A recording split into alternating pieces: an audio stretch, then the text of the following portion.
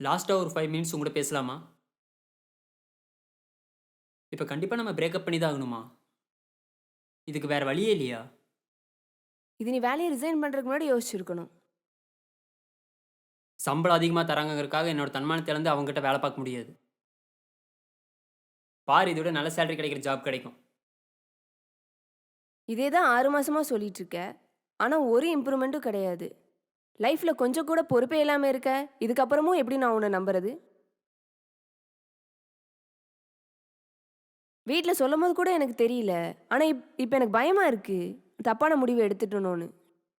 இதுக்கெல்லாம் காரணம் உங்க அப்பன் தானே! நல்லா பேசி, பேசி உன் மண்டைய கழுவி வச்சிருக்கான். எங்க அப்பாவ அவன் அவன்னு மரியாதை இல்லாம பேசுற வேலையெல்லாம் வச்சுக்காதீங்க. நான் உங்கள லவ் பண்ணேன்னு சொன்ன உடனே, நான் ஆசைப்பட்டேன்னு ஒரே காரணத்துக்காக தான் எங்க அப்பா நம்ம லவ்வுக்கு ஓகே சொன்னாரு. இப்போ அவர் வேணான்னு சொல்றது கூட ஃபியூச்சர்ல நான் கஷ்டப்படுவேன்னு தான் வேணான்னு சொல்றாரு. ஒரு பேரண்ட்டா அவங்க யோசிக்கிறது கரெக்ட் தான். ஓ! அப்ப நீ உன் லைஃப்ப பத்தி மட்டும் தான் யோசிக்கிற.